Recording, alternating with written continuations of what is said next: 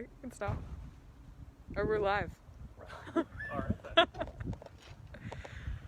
Howdy everyone, my name's Ben Byer and I'm the program manager at North House Folk School. I'd like to welcome you to our virtual lunch and learn. Today we're going to focus on canoe paddle making with a longtime instructor at North House, Mike Schelmeske, who told me recently his course was the first one ever offered in our Red building.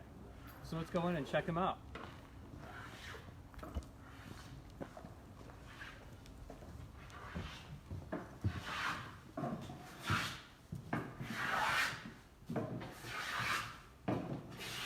How's it going, Mike? Going good, Ben. What you making? I'm working on a canoe paddle here. This one's kind of an Algonquin style blade, but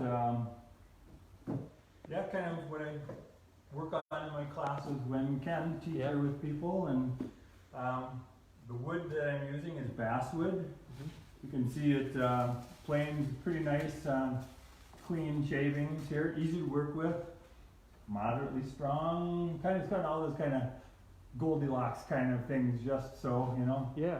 But it's good to work with clear wood that readily available and enough in quantity for classes. And the goal is, I mean, there's different woods you could use for these classes, but when we're doing the class, we're kind of interested in how to use the tools and how to achieve the shape. And some woods are harder to work with than others, so we're trying to make the paddle when you're starting out to just, you know, so it's like you're not fighting the wood. So anyhow, so the basswood, northern basswood, I get it from a small mom and pop sawmill, probably about 5 hours from here. But it's always good to visit, and you always gotta, you know, acquire your wood, you know, well in advance, let it dry and stuff here, and so it's all air dried. So anyhow, it's I make a couple of different styles, but there's many styles. I mean, it's like canoe paddles have been made for thousands of years. Native Americans have been using the canoe in North America for just so long, and they pretty much worked out all the shapes and the types of stuff applicable, you know, for the situation and stuff. So basically, I'm copying what worked well, you know, and I'm just adapting modern tools to make these paddles. So we've got a small smoothing plane, we've got spoke shave, I've got a little longer bench plane, a jack plane and stuff for it as well. We cut out the wood with bandsaw usually here, but for everyone at home, it's like not all of you have a bandsaw, so another option for you is this tool here, jigsaw. Most of you could come up with one. Someone's got one. It's pretty affordable and it's pretty easy to use, so quiet. So our goal is in this video here is to show you that there's alternatives. You don't need a full shop to make a paddle. A few simple tools.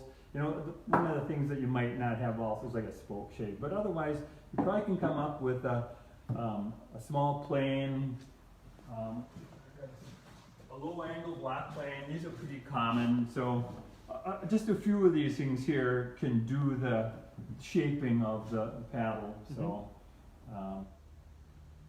we've got other, you know, like I said, you can use other woods and stuff. Basswood works for this. Quick clamps here for clamping down to hold your work solid while you're working with it, and easy to come by, pretty affordable. You don't need a workbench like this with a vise. Out there is a picnic table. Picnic table works just fine.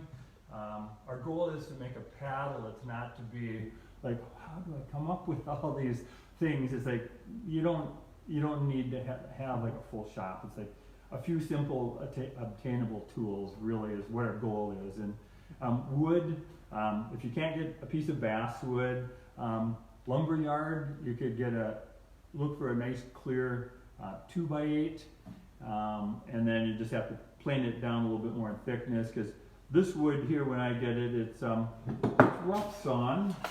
And so here's kind of what the bark, what the wood looks like after it's been sawn. This has still got live edge bark on it here, but it's been run through a mill, and then my wood was cut to 1.5 inches thick. And then I get it and I dry it, I stack and sticker it so that it gets time to settle out and dry straight.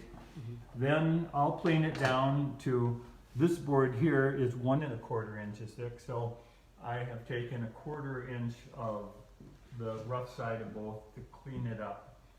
And that's my starting thickness there for making a paddle. If you're going to do a paddle for a younger child, you probably could plane her down to like 1.1 inches. You want your paddles to fit well. You don't want them to be clubby. And so our goal is, when we make one of these things here, it's comfortable, it fits you, so I generally go from like kind of the breastbone area to somewhere in the chin, the nose, no taller than the nose. You get too long, you kind of trip the blade when you're paddling with it, catching in the water. So chest, the breastbone to somewhere up in the chin area is a good area, generally. So then we have to determine, well, what kind of shape do we want? Do we want to, like this is Algonquin, we've got kind of long, thin. The middle one there is a Voyager style. The two on both sides are the Algonquin. And then we have this one here that I'm showing here. This is what they call either main guide or beaver tail. This is really a common Northwoods paddle. Very, for recreational paddling, this is a good all around. This one happens to be made of white cedar. Harder to come by, but it's really nice and light. It's a good one for paddling all day long on lakes. It's not a whitewater paddle. If you want your paddle, it's easier to break. It just doesn't have the strength of some of the hardwoods. If you wanted one to be harder to work with, but would be good for more strenuous paddling, a white ash or green ash would be a good choice. But then it's a little more difficult to work. You'd also want to thin that down a little bit because it's correspondingly a heavier paddle. But you can work it all out with thinning stuff down in the shaft area. What we're going for when we make these things here is a rounded oval shape that's comfortable in your hand. And when you make a paddle, you want it to be symmetrical. So it's like one side is, you can't feel a difference between the two. And that the transition from handle grip into shaft and then into blade is all smooth. There's no abruptness at all. And because you're going to be switching when you're paddling, so to be able to switch sides, either side of this here, there should be no difference. So our goal is, when we lay out a paddle onto a piece of wood, we've got our patterns and we want to lay them out on the wood. We find our center line first of the wood by looking for the growth rings on our blank, and we were centering it in where the growth ring, where the cupping kind of, this is the little valley or the peak on the top part. And then we draw a straight line on that blank with a combination square, and we get that line up there, and we'll do that on the other end, find that. And then I have a long straight edge that I put between the two and draw that on there, and that's for our paddle and spine. So here's that long straight edge. You can find them at a hardware store. If you don't have that long straight edge, then, let's see what this other tool. Sometimes you'll have this around here, chalk line. So you can just take the chalk line and hold it at one end, and then get it at the other mark that you make on there. Snap that one. You got to deal with a little more mess and stuff with that, but if it's a readily available tool, your goal is to make a paddle. It's not to be hunting down tools you don't have. So anyhow, we've got that line drawn down the center of our blank now, and we have our pattern.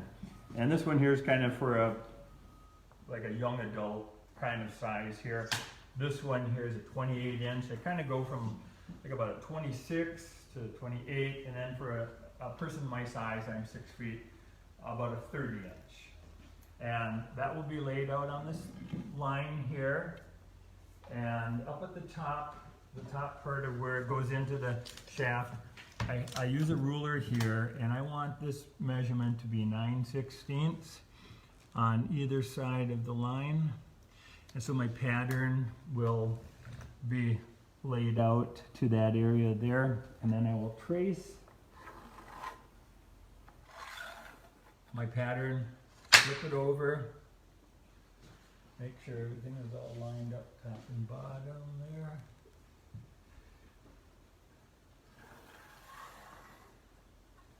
So there we go, we have symmetrical blade on there, and then we're going to have a handle up at the top, and that's determined by the height of how tall you are. So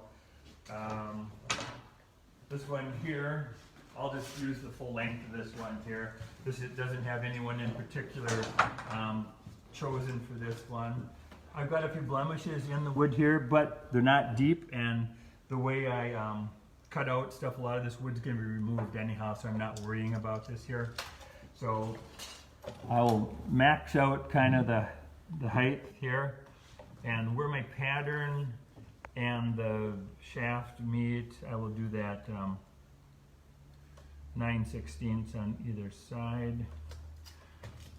So here is that. I'll bring trace that around.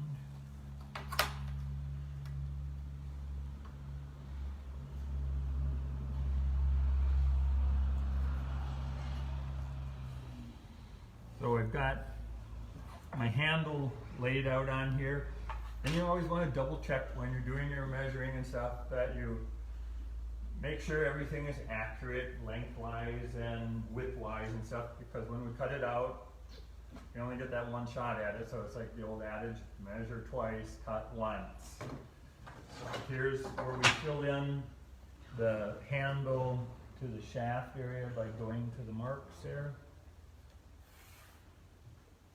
So both sides, we make sure that we are on the marks that we want to be on. There's the outline of your paddle. So this one actually would fit me right in the mark there. So after you do that, in our class here, I would usually run this through the bandsaw to cut out each person's, and then when we cut it out, after we cut out the pattern, we have one more pattern to trace in there, and that's up at the handle grip. We use this little pattern, and that is, well, I'll grab one of these here. Here's your cutout blank, and then now we're going to lay this pattern out. It's got a little flex to it. And so I am bringing the pattern up to where the lines meet the edge of the paddle, the handle grip. And so this is kind of where it's nice to have 3 hands, but I don't. But anyhow, I do this on both sides. And this area then will be cut out with the bandsaw, and this becomes our little scooped out area, like on this handle here. And this allows you that kind of a ball and socket thing, so it's when you hold it, you can hold the paddle with your hand barely having to hold onto it, because you've got that sweep that fills into your hand grip. So this one here, then I'll flip, do the same thing on that, and bring it up to those edges of the paddle handle grip, right up there where the line comes out. Again, let's try to get my fingers there. So those are kind of your basic the patterns that you'll draw on there, and then this area here where I kind of darken here, and on this side here, that all gets removed. So here it's with a bandsaw. At home, what you might have to do without a bandsaw, and a jigsaw can't quite cut that much there, is you can use, you'll clamp this thing down, and then you'll use a chisel, a flat chisel, and you'll cut with the chisel going down to, this is kind of the low spot, would be right in about this area here, and then here's the top of where you would chisel from here to the center. So I can run onto your picture for a second here and grab a chisel. And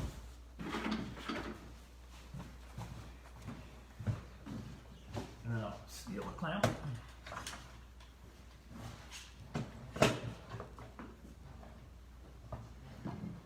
So anyhow, this chisel here, with a mallet preferably, but anyhow, you can kind of do this here and work your way towards that center.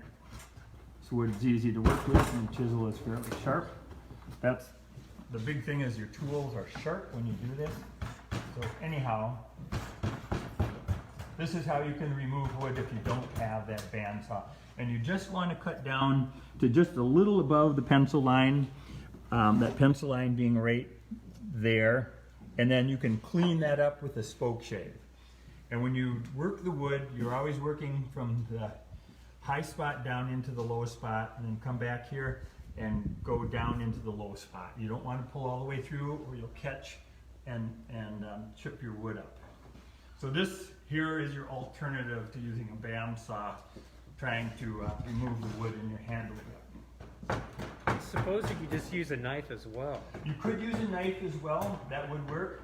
Our goal is to use tools that you have accessible to you. Yeah. And the knife, just some things would be just a little bit slower, so you just have to take your time. But when we're making a paddle, it's not a race. We're going for a finished product that's comfortable to use. So however you need to do it, you know, whatever tools, and just some things are going to be a little slower, which is fine. It's good. You learn with these hand tools, you're learning to read the grain of the wood. You have to, so that you don't chip it out and split out stuff. So hand tools are really a good way to kind of slow down and see what wood, you know, every piece of wood is different. They can look just perfect, but they all have their little differences in them, and so you've got to be able to read the grain. In a power tool, with enough speed, it doesn't matter, it just goes right through it, so you don't have quite that same feel as you do with these hand tools. So, but anyhow, this is just kind of that, work your way down. Basswood's pretty easy to work with here. Always step back a little bit and check your progress so that you don't go too far. And remember, just a piece of wood, they make more. So it's like, if you go a little too far, you can modify it a little bit. If it's too much, you can get yourself another piece of wood. But it's not the end of the earth. It's a learning process. You learn more sometimes from a mistake than you do by making something, you know, perfect or right the first time around. So anyhow, this is kind of roughed out pretty good there with the chisel. Put it back in its sheath so I don't do any other damage to stuff there with it. It's safe. And then the spoke shave then can come back in here and work your way again from the top down into the low spot.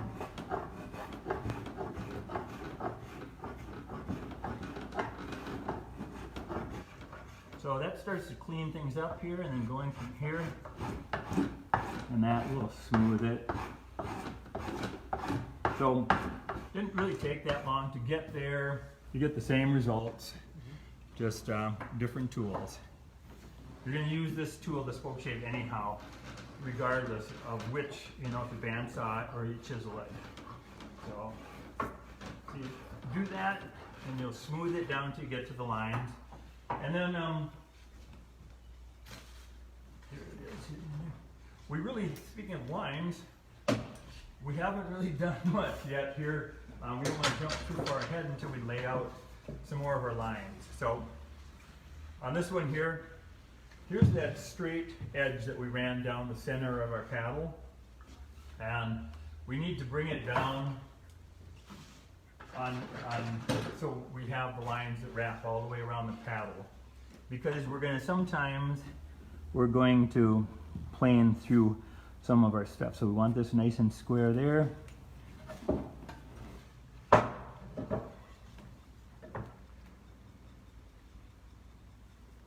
we've got that line there, and then we make the mark here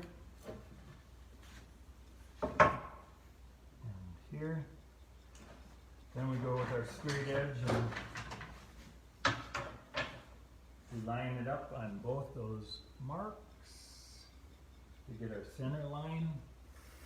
And the center line, we're using this here to this is where the spine of our paddle is going to be, and we'll keep on planing things down and removing it, but we always have the line on the ends to come back to reference to draw in the line. And then what we need to do is we have to determine the thickness of this paddle. So our center is, well, put it this way, our paddles are 1 1/4 inches thick. So you can use a tape measure if you want to here, and there's, so we go on the 1/2 inch and on the 3/4 mark there. And we do that spaced all around the blade area, so 1/2 and 3/4. And I'm just using these as kind of a reference mark.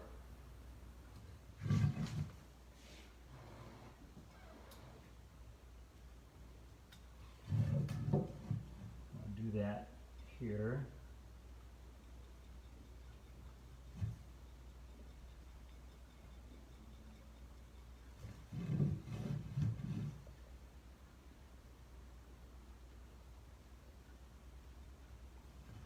So we've got those marks. Those are just to kind of to show us that this is where we need to have our lines for each side of the blade.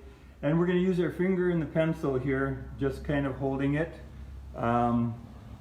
braced, and we'll go up to where the shaft starts, and then we'll just work our way down, and we should hit the lines if we're nice and steady, or we should be darn close.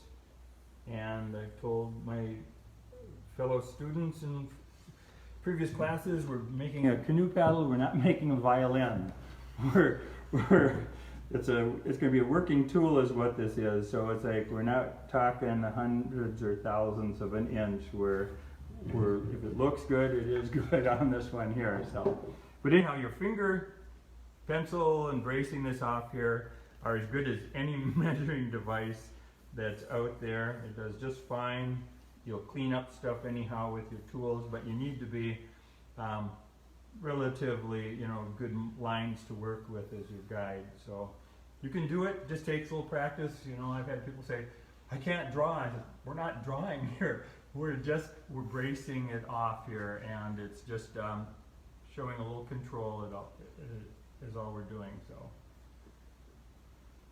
but instead of having to have all kinds of stuff here, it's like your hands, your eyes, and pencil are as good as anything out there.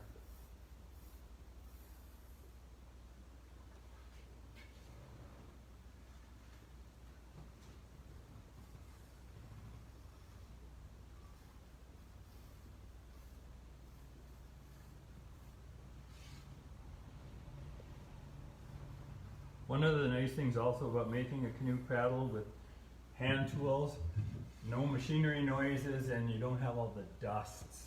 Until you get to the sanding part, if you want to sand your paddle, you are just dealing with shaving, so you're not dealing with the stuff that irritates your lungs and the noises that take away from what otherwise is pretty nice shop experience. So, and then this one here, it's like the center.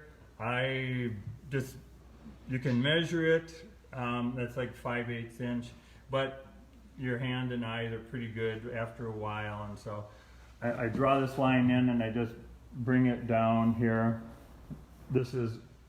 And you got to really do it from the side that's flat so you don't follow your curvature of the cut. But anyhow, this line here is just for the handle shape, the edge of it to reference to. Oh God, this is okay. Most of your lines really are best worked on putting them in while everything is still flat and square, and before you've done any scooping out. I just kind of did that to show you how to use the chisel instead of a bandsaw. So we've got this here, your blade, the outside edges there, and then you've got your shaft to shape that. We're kind of, right now it's like we're a little bit narrower here and taller here, and we want to stay that way through the project, but we want to change the squared edges to an octagon, and we're going to run a line from right in this area here where the blade ends and to where the handle grip starts in this area here. So this one measurement here is about 3/16, and this one here is like 5/16. So I do it by eye, but it's like if you look at the little measuring thing there, there's 5/16, and the other line there is your 3/16. So anyhow, remember, paddle, not violin. So you can measure, you can make a few marks like I did around the edge. You can do them along the shaft if you feel more confident to start out with that way. So anyhow, there's that 3/16. Our goal is to go from the squared kind of rectangular to an octagon and then to a rounded oval. We're going for that taller, narrower, full strength by having the height of it, so we don't want to remove the top part here, but we can take out wood on the sides. And we just want that comfortable grip. So these are that 5/16 on the side. And you can see it's nice and straight. It doesn't have a squiggly thing. And it's all just bracing with your, getting a good brace with your finger and dragging it along that shaft. They're good skills to have for doing numerous kinds of woodworking projects. You don't always have to have a full set of measuring devices there with a simple functional craft.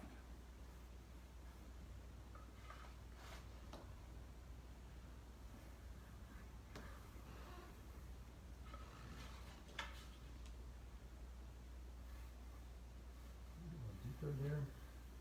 So that should give you all of your lines. Whoops, just got to add that one through.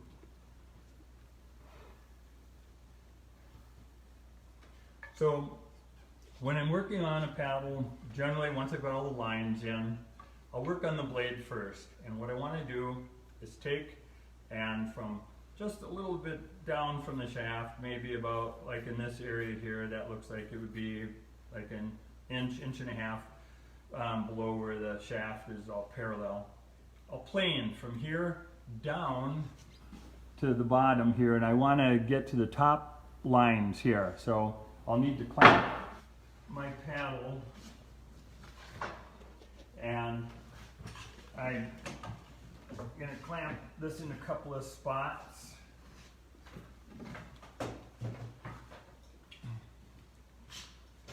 And I got to clamp back far enough so that my plane can come back and doesn't hit the first clamp.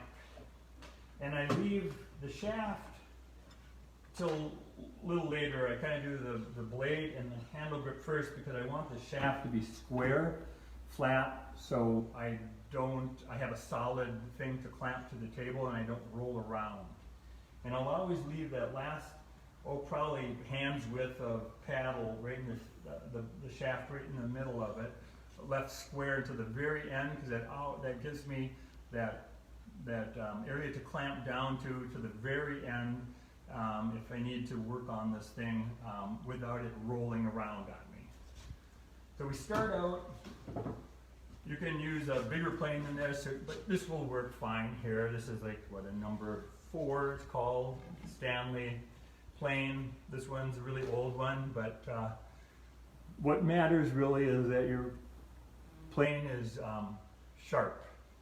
it's like, it doesn't matter what the age of it, if it's not sharp, it's not going to work. Our goal is we want to remove wood efficiently, cleanly, and controlled. So we lean into this here.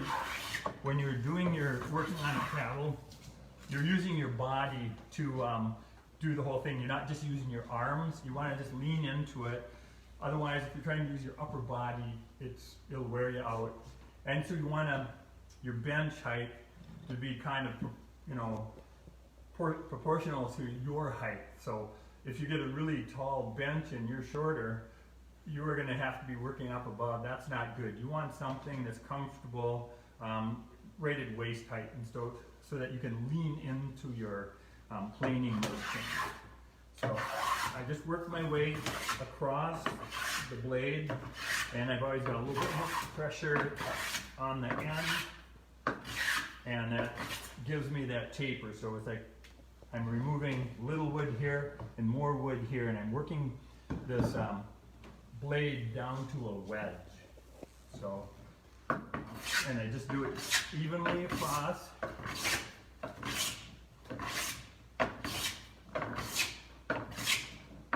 And you can hear the plane working here, that kind of a crisp sound.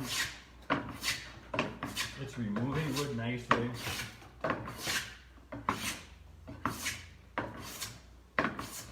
Kind of gets a little hypnotizing sometimes. It's so nice, but you have to stop every once in a while, see where you're at with it. So anyhow, it's coming down. And when you do get down to those pencil lines, then you're going to take your straight edge again, and you're going to draw in your line back in this area here. That will go back in there, and that's going to be actually then the top of the spine of your paddle, of your blade. And that's going to give you your stiffness and strength.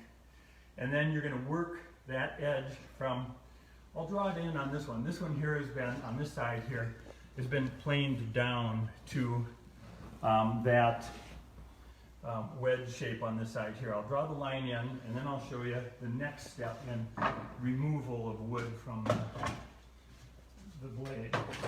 It's just a series of steps of wood removal in making a paddle. That's all it is. It's just you work from one to the other until you get all the wood removed that isn't necessary, because our goal is to have a paddle that's light and strong, and so we don't want to be carrying anything more than we have to, and we maintain the strength by having a spine on that blade. So here's that center line, that mark there, that's back.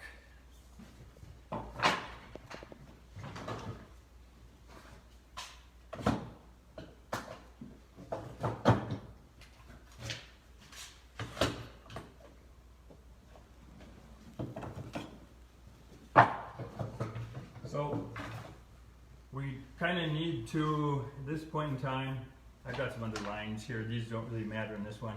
What we're doing is we're going from the edge, that top line, to this line here. So we're making our paddle kind of a elongated, like diamond shape almost.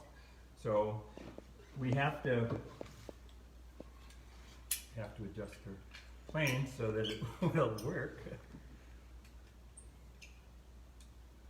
This is a low angle block plane, pretty common. Carpenters use them. You should probably be able to find one pretty easily. So I'm working my way, and generally it's like, I will work actually on this side of the paddle so I can see closer to me. So I'm working kind of from the edge, and I'm working my way into the center here of the line, which will be the spine there, and I'm trying to get, you can see I don't have to get down any further on the bottom, but up in the top I do have to. I have to remove more wood, and so flat here, steeper bevel on this part here. And to test and see how you're doing, I'll use the tool itself and lay it down. And when I lay it down here, there's still lots of wood, and when you're removing wood, it'll be rounded over. Your goal is when you sit this down here, it's going to be flat all the way from the edge to that center line. And so your tool becomes a marking or a gauge to tell you how well you've done without having to go get something else.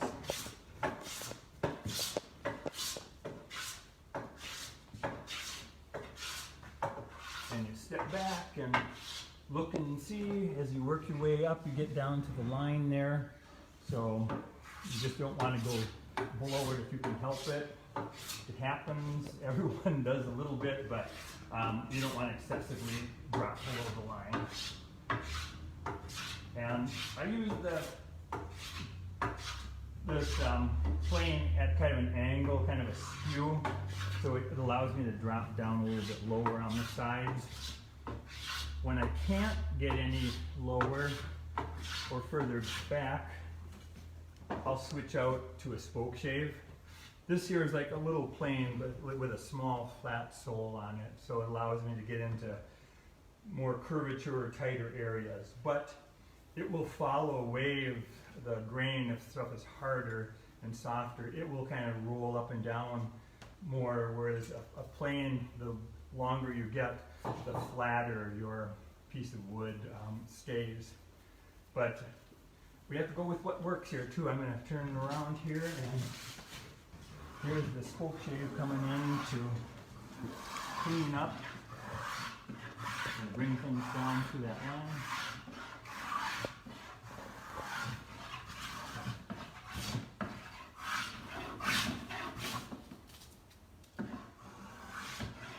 Working your way from the edge into the center.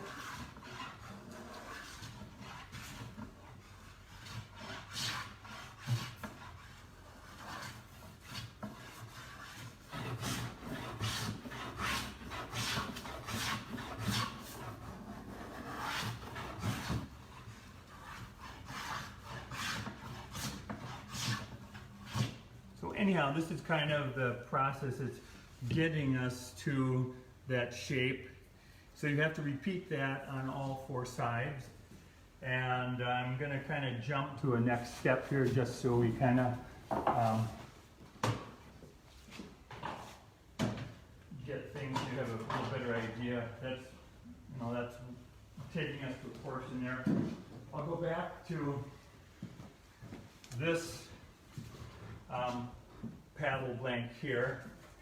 Now this one here, it's got all those lines on there, and we'll scoop out this, clean it up a little bit. We also have to kind of shape the edges here. This is too hard of corners on it. You've got a couple of paddle handle shapes, and I have like this one here, or I have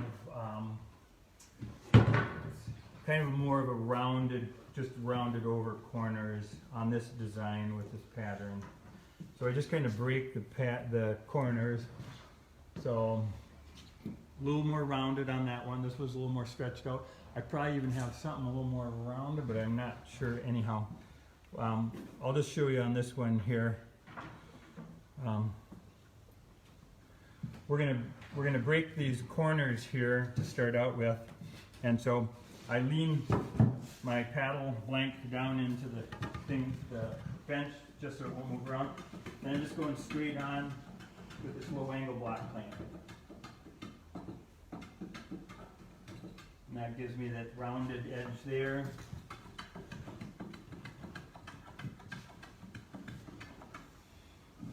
Just flip it around, do the same thing. So you can make one tool do numerous jobs here.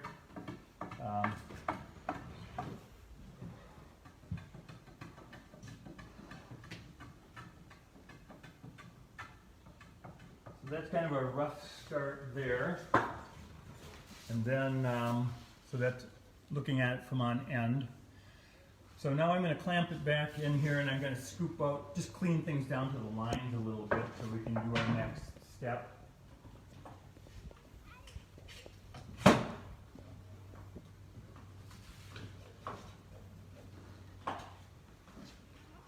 Remember, this is a very condensed how we get there from here, but we'll scoop this down here to scoop it down to the bottom part.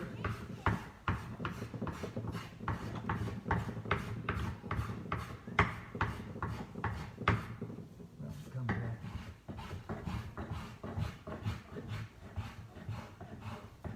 I'm just trying to get down to the pencil line on both sides right now.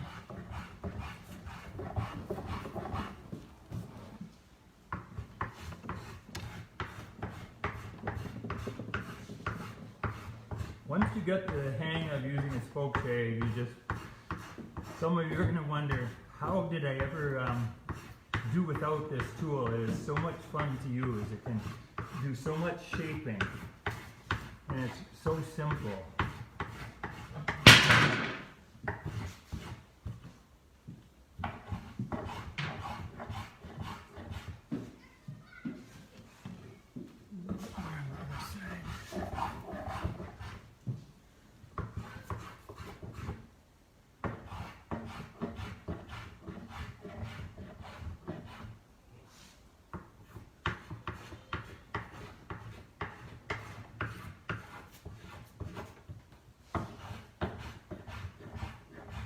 And this is good enough for right now, just for the expediency of it here. So I'll flip it over, and I better rough that one out pretty quick. Get that cleaned up there. The handle grip, you want to get that worked out pretty well.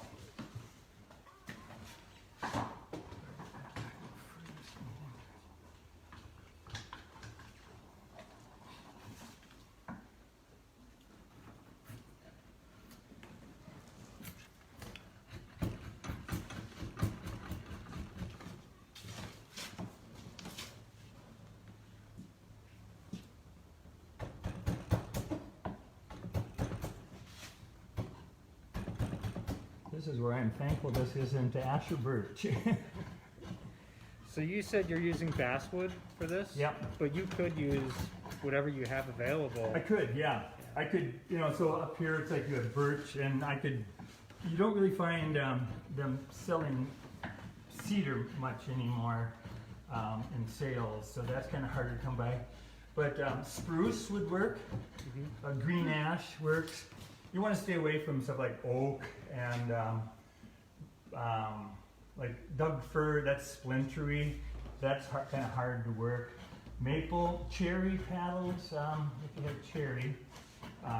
But like I said, a lumberyard SPF, that's spruce pine fir, would work. The goal is to make a paddle so you can't let not having the perfect material stop you. Especially like for first ones, you're just learning how to use the tools in shape. So you could do a long wait, and that'd be no fun. Yeah. So. But when you're looking for wood, what are you looking for as far as, are you looking at the grain? I'm looking at, so it's clear. I like clear because anytime you throw knots and twisty grain, you add complications, and you're going to have some pieces of wood you have to come at it from both sides to be able to get your paddle to work, when you have either figured wood or knots in there. Birch would work fine, and up here you could get that. There's a few people who have small, like bandsaw mills, so that's a good choice. Depending on what part of the country you're in, it's like central and southern Minnesota, you'd be able to get white or green ash. That's getting to be a harder to get commodity because of our invasive emerald ash borer. So, and you don't want to be transporting live, material that has bug infestation in it. So you want to make sure if you're moving any of that wood that it's in a sawn plank that doesn't have any live bark edges, so that you aren't furthering the spread of something that's already gone too far in this country. But oak is just too plain heavy and ring porous and stuff, that would just be brutal to paddle with one of those. But birch would work fine. White cedar, if you could get it, is nice. White spruce, if it's not free, would work.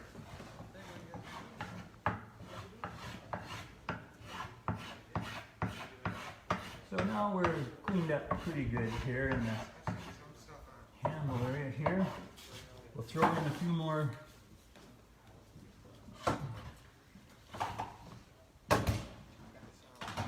so we have, well, I could have gone a little bit further. This is good here. Anyhow, we need still on this handle grip, we need one more line in here, and this is about like 3/8 of an inch down from the top. And I go from the edge over here, kind of a shallow arc. And I do that on both sides. And again, this here.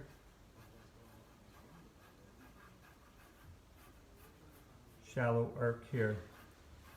So this is going to be that rounded edge here of the handle, and so that's a line I'm working to.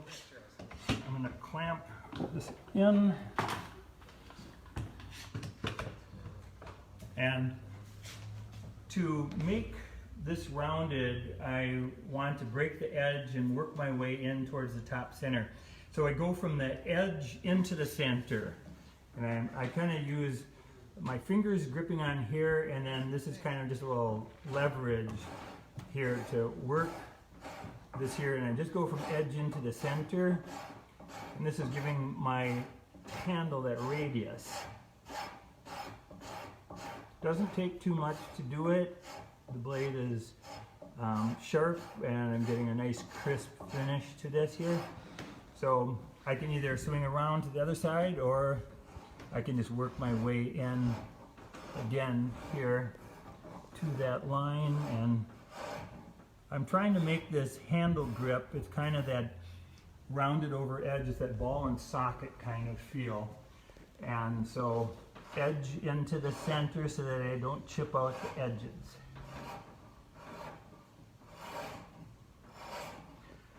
You'll find after a while when you use one of these spoke shaves, they're pretty versatile. There is no one set way you have to use it. You can maneuver around, pushing forward or back. It's just getting that kind of little fulcrum kind of.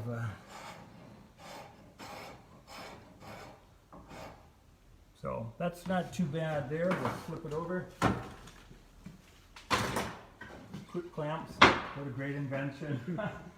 Like I said, you should be able to get most of this stuff or have it around in a house or a hardware store without having to really spend too much or have too much of a hunt.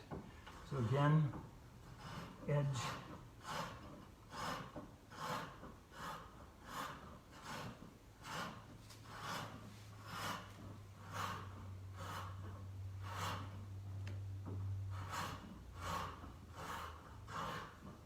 My way into that pencil line. I'll come over here and this blade is just set moderately so that I don't dig in too much. But yet you want enough blade sticking out so that you don't take forever to take off these little thin wisps. So this is pretty good setting for this. You'll find with a spoke shave, at first it's going to take you a little bit of figuring out the adjustment screws here to bring your blade out. A little movement is a lot in one of these things here, and you'll loosen up this cap screw here, and then you'll adjust out and then tighten it up. But once you figure this out here, it's like you're on your way with your woodworking. It just takes a little time. You can always use a scrap piece of wood to test it out if you don't want to learn on your first paddle. So we're just working our way to that radiusing to the top.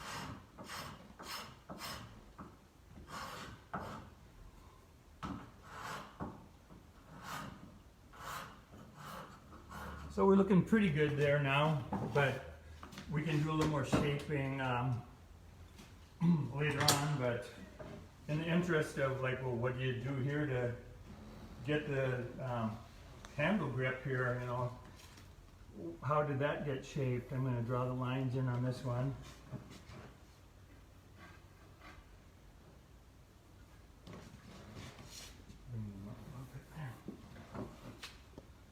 That's pretty good there.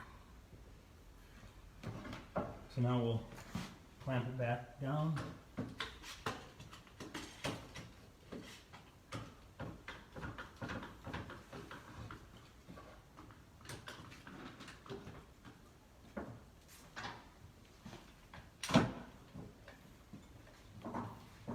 So we have our lines here, and what we're going to do is we're going to go around, we're going to remove the wood between this line here and that line there, and we're going to make that octagon. And just come up into this area here. I'll kind of stop it there for now. We'll transition those two together after I've gone all the way around. Doesn't take too much to, I'm not having to exert much force to do this, and I'm just staying between those lines. So, got that, flip it.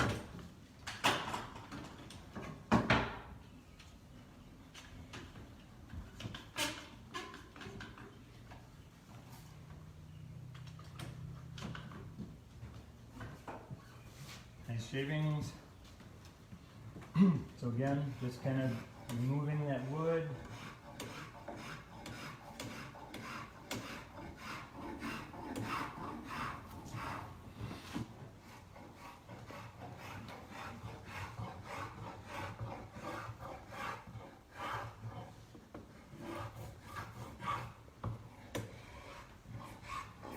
So that gets it to those lines there, and now we needed to take it from octagon. We're going to break each one of these edges just a little bit, and so I'm hitting the edge of each corner there just lightly, and I'll work it lightly towards the center, but I never want to remove all the wood. I'll leave the line, I'll sand that off later, because if anything, if I want to remove a little more wood, I'm going to do it on the side and not the top, because I want that for strength. But I'm going now for that rounded oval. So a little bit there, and then a little bit on the side, just taking those lines. And this is just kind of a by feel and look now. And our goal is to bring these two together here. And you sometimes have to switch around one or another to get that smooth transition. The goal is to have no abruptness in your shaping from handle grip to shaft and from shaft to blade. So just kind of fine tuning it now, just light little passes, and every once in a while you just kind of look back and, you know, your lighting, you want to have, you know, good lighting so that you can see that you don't want flat spots in your handle grip. You want that nice rounded oval shape. So that's what we're striving for, and we don't want sharp edges here, so we're going to try to break the edge off of that a little bit here, and then just a little bit here and then coming up. So you don't want to always follow all the way through from top to bottom either. You don't want to chip off your wood. So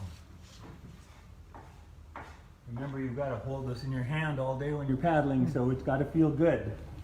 And then we'll do the same thing on the other side, and then I'll try to jump into the shaft to the blade.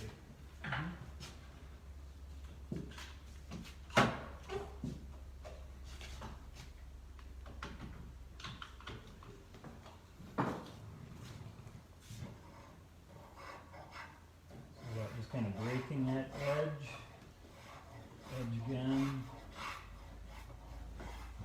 working your way around it.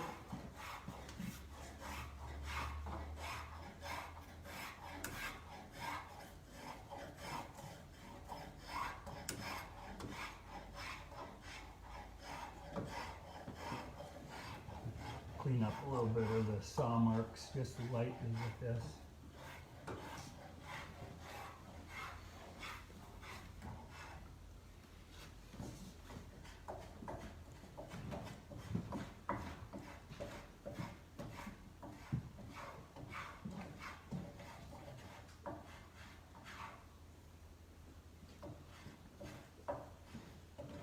So we'll kind of round this and oval a little bit. You're just taking the square off of that. This is kind of more fine tuning with the handle grip right now, and we're going to have to save that for another day there, so that we can get on to the what do I do with the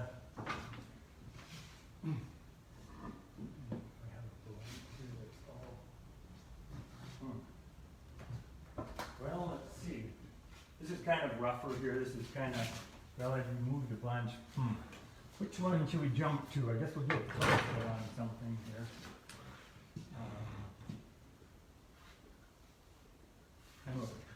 Oh, there's one. How about that one? This one on the bench here. We have kind of tapered down. Well, let's see. Challenge not being quite in the right place. We'll do this one here and we'll figure out how to make it work. we want you to see. I'll stick this out here. This is what you get when you have live. I hope I haven't confused you too much. So, I wouldn't say so. anyhow, here's the shaft here down by the blade. And I'm gonna just speed it up here and get it taken down to that. And then push it out a little further. I'm just gonna try to get just enough there to do it.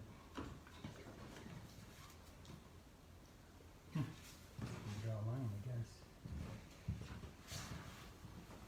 Sideways. It can be done. Okay, so we have that. And then we'll round over. We'll round this over a little bit more. I don't know if I should say don't try this at home, but I think, yes, try this at home. Yeah. Well, Mike, before we have to finish up, do you have any references for people who want to learn more or want to get a little bit more detail on the paddle making? Yeah, actually, I have a few things. I had done a paddle class here back in 2015, and there was a person from Woodworkers Journal who came here and videoed it step by step. So you could go to Woodworkers Journal, and it's this is what the cover of that June 2015 how to make a canoe paddle. It was done here at North House. You can figure out which one I am in the picture. And they have a website and a video. So you could look at this one here. It's got patterns in it as well. So that would be a more complete step-by-step, slowed down a little bit for you. Mm-hmm. And it was a fun class to do with Dan. So anyhow, then I have the book here, and you can get this one here at the folk school or elsewhere. But this is really a good book on canoe paddles, and it's got lots of different shapes, and it's got patterns in this as well. And so in the back, there's kind of some patterns in there for different kind of grips as well. But there's all kinds of blade styles in this here, and you have to be able to read the offsets, which is kind of more of a challenge. But it does have numerous, it also has kind of a how-to with a crooked knife and an axe, which is what really is what's been going on in this country with the Native Americans, and then the fur trade introduced the crooked knife to them, or a steel version anyhow. They had their tools that they were able to do stuff. It just kind of sped up the process. So that's a good reference there. And then if you're going to sand the finish on your, finish your paddle by sanding, you don't have to. You can use tool marks, just using sharp tools. But Clean Spore, I've been getting sandpaper from this place here. There's their site and their 1-800 number. They have these bargain boxes of sandpaper. It's like 10-pound box for like $20 or something, and then plus you have shipping. But get the medium fine, whatever. You don't want the really coarse. That's like rocks glued on sheets of paper. But their medium package of the sandpaper covers all the grits you'll need. If I'm gonna, in sanding, it's like I start from about 80, and then I go 80, 20. 100, 120, 150, 180, 220. I don't go past 220. It's all you can really do for this here. And then I finish the paddles with an oil finish. I usually use like a Watco, and I try to get at least 4 coats into them. You can also paint the blades. You could varnish them, soft woods if you varnish, and you break the seal and they get water is more of a challenge. One thing, if you are using oil finishes, the rags, safe disposal of your rags. You don't burn down your place. So put them in a airtight can, or if you have to, put them in the garbage, like a plastic bag with water, soaked in water, and airtight. I just can't recommend enough that you be safe enough with oily rags. Make sure they dry out before you Make sure they dry out. That's a good thing. Yeah, just safe disposal of that so that you don't lose your place because you wanted to make a paddle. And so it's really a good thing to know about oils and rags and stuff and finishes there. Again, if you're going to be sanding, dust, the harder to come by the N95 mask and stuff. Try to sand outside if you can, or have a good cloth mask, and maybe if you can throw a HEPA filter of some sort in there.